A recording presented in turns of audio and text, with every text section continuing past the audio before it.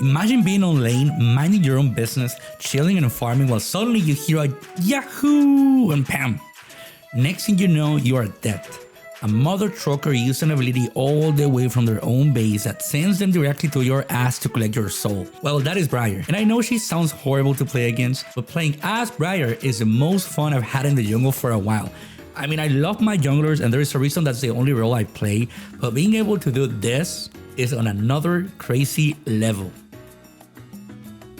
But all this fun comes with a price. As cool as she is, it's not as simple as you would expect. It took me a while, but I finally went from dying on the turrets mindlessly chasing my enemies to mindlessly chasing my enemies but without dying.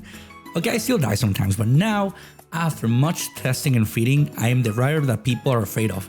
And this is how you can be one too. These are the runes that work the best with her. It would help you kill the champion you catch quickly enough before they can even react. You can tweak the small runes as you wish, but this is the way I've been using them with great results, especially Ultimate Hunter, to have your ult faster, which is your main tool to engage enemies. You will see what I'm talking about in a bit.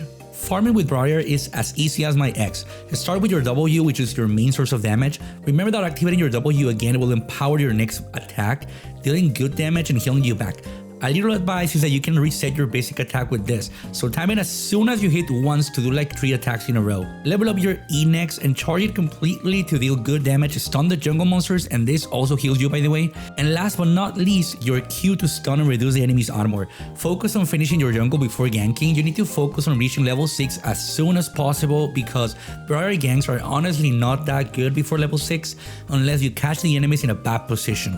But once you hit that level is when the fun begins. Your ult allows you to travel more than half of the map in an instant, applying fear and damage to anyone who you hit and giving you armor, magic resistance, lifesteal, and even more move speed. It's your best tool to gank or join team fights. The best approach is to position yourself on a straight line with the enemy champion you're trying to hit so you increase the chances of landing it. If you are going to fight 2 or more enemies, remember to use your Q to jump towards the one you need to aim for. Most of the time, these are going to be the damage dealers, of course. You can also save your Q for when the enemy champion dashes or flashes away. Also, if you need to, and after your W is over, you can use your E to win some time and knock them up too. I found it best to play Briar with the Ghost spell to help with ganks when I don't have my ultimate ready. It of course makes you walk into lane way faster, saving your W just to kill the enemies. I also try using Exhaust. I use this on duels against the enemy jungler since she's honestly pretty good at invading. And Exhaust can also be useful against the enemy who is carrying the team fights in late game too. But talking about invading the jungle, a neat strategy with Briar is warding your enemy jungle, which you should do anyway, and use your R on them while they're farming something.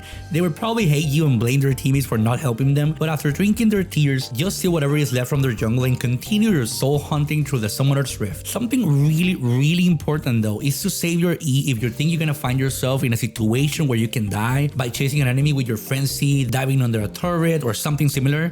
With your E, you can cancel your frenzy, so make sure to have that in mind. From all the stuff I tried, I've been the most successful when running Lethality.